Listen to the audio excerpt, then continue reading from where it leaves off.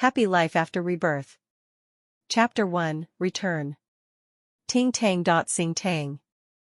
The phone suddenly rang, breaking the quiet space. Curled up in a corner of the sofa, someone seemed to be a little disturbed, feeling uncomfortable. Ding tang, ding tang. Obviously, the person on the other end of the phone did not accept the phone owner's resentment. After pausing for a moment, the ringing continued to ring. Ai, Xiao Rua groaned in pain, lifted her head that was buried in her hands, gently rubbed her red and swollen eyes, and looked around in confusion. Ding tang, ding. Hearing the ringing sound, she suddenly stopped for a moment, withdrew her gaze, and stared at the phone in front of her that was still ringing, as if she had discovered something shocking. She raised her eyes and stood up, her feet clack-clack walking towards the mobile phone, staring at it for a long time. Under the urging of the ringing sound, she absent-mindedly picked up the phone. Hello, her lips trembled slightly, but still couldn't make a sound. Good morning. May I ask if this is Miss Chiao's number? I am Jiang Xiaoxian, a lawyer at Jiang Han Law Firm. May I ask about arranging a time to notarize Madame Du's will? Do you have any questions? A low male voice came through the phone. The caller seemed to have guessed that she had nothing to say, and was just following the rules to ask for her opinion. Miss Chiao? If there are no problems, please come to the notary office on time at 3:30 this afternoon. Yes, she said only one word. Then, let's talk later.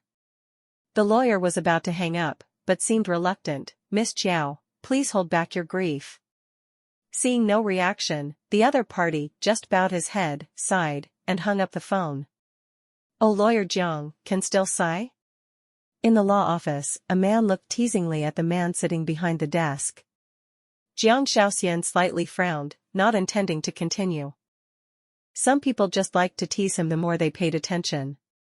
If he didn't pay attention, he would become depressed. Why are you here so early? Jiang Xiaoxian stood up and took the lunchbox from the girl behind Hani. It's getting late. The girl was nervous and smiled gently at her husband. Obviously, Hani was not paid attention to, so he did not intend to simply let him go. Because of that, Miss Chiao? Hani sat down on the sofa, looking like a hooligan, not having the slightest bit of the serious demeanor of a lawyer. Jiang Xiaoxian saw it but couldn't blame him. He just nodded indifferently. Notarized this afternoon. It's been more than half a month. It seems like she still hasn't come to her senses. Of course. Just 20 years old, and being pampered and raised, suddenly discovering that father has a concubine, 2 siblings appear, oh my god. Now mother has passed away, tsk, who can stand it? Hani really sympathized with that young lady of the Chiao family. However, after all, Madame Du is truly formidable. She was prepared early on. She caught the Chiao family off guard. Indeed. Jiang Xiaoxian nodded in admiration. I heard that Madame Du left all her assets to Miss Chiao, and also wanted Miss Chiao to change her surname to Du? Han Yu asked curiously. While eating, Hani said in admiration, as expected of a strong person, to be able to make such a will before passing away. Don't let the Chiao family take advantage of her. Right now, it's hard to say. Jiang Xiaoxian suddenly said something that made Han Yu look at him curiously. Jiang Xiaoxian slowly wiped his mouth, enjoying his beloved wife's curious gaze, then slowly explained, if the Chiao family can coax Xiao Rua, then not only can they get the property, I'm afraid that after a few years, Xiao Rua won't have anything left. Of course, if that's really the case, then that concubine is not weak at first sight. Wait until she goes from concubine to wife. How can she give so much property to others? Hani shrugged, then it depends on the Chiao family's young lady's ability. However, I find it difficult. Although that Xiao Rua is not stupid, at first glance she is someone who is not difficult to trap. Hani made a somewhat confident judgment. Forget it, if we can help, we will help. If we can't, it's her fate. Han Yu waved her hand, not dragging on this complicated topic any longer. Hani, finish your meal quickly. Don't talk too much. Jiang Xiaoxian looked at this scene with interest. Cough cough, his brother-in-law still had to have his wife come and clean up a bit. Of course, Jiang denied that he was rejoicing in someone else's misfortune. On this side, Qiao Rua held the phone and it rang ting tang tin, for a long time, still not moving. Miss Jiao, please suppress your grief. The last sentence on the other end of the phone made her unable to calm down for a long time. Startled like in a dream. Even though her stomach was making rumbling noises, her body instinctively searched for some food to fill her stomach. Then she continued to enter a state of absent-mindedness.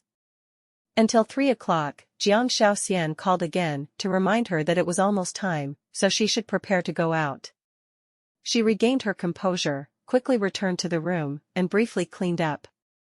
She carried her bag and stood by the side of the road, at a loss. Even if she had ever had the thought of not returning to this world, it had all disappeared since she had been constantly transmigrating and reliving. Now, standing at the head of this road, watching the cars and motorbikes passing by like water, familiar yet strange, she felt like she was in a dream. "Miss, may I ask what the matter is?" A young security guard looked at the young girl standing still on the side of the road for a long time, like a child who couldn't find her way home, and couldn't help but walk forward and gently ask a question. "I want to go to the notary office." Qiao Rua smiled by inertia, but it seemed that it was not very successful, just barely twitching the corner of her mouth. The security guard didn't know what he was thinking. He sympathetically glanced at her, helped stop a taxi, helped her get in the car, and even helped tell the destination, making the taxi drive away. Jiang Shaoxian went to the notary office first. After preparing, he thought about it and still waited outside for Qiao Rua. As soon as Qiao Rua got out of the car, Jiang Shaoxian immediately saw this girl, her hair casually pinned in a ponytail, wearing a simple sports outfit and a pair of flat shoes, her face pale and haggard, but it made her previous features appear more ostentatious. Her beauty softened a lot, she looked a bit weak, making people unable to help but feel pity. It seemed like a huge blow. Jiang Shaoxian came to greet her. "Miss Jiao, hello. I am Jiang Shaoxian, we met last time." Qiao Rua raised her head, just in time to see a man standing in front of her. This person, she actually couldn't remember. In her impression, there was such a lawyer, entrusted by her mother to carry out the will. In that life, when she was bound by hatred in her heart and unwillingness, this man had also advised her, but she just didn't pay attention. Now, even though nothing happened, she was still grateful to him. "Lawyer Jiang, I've kept you waiting," she smiled. "No, there's still time." Jiang Shaoxian looked at his watch. "Miss Jiao, please follow me."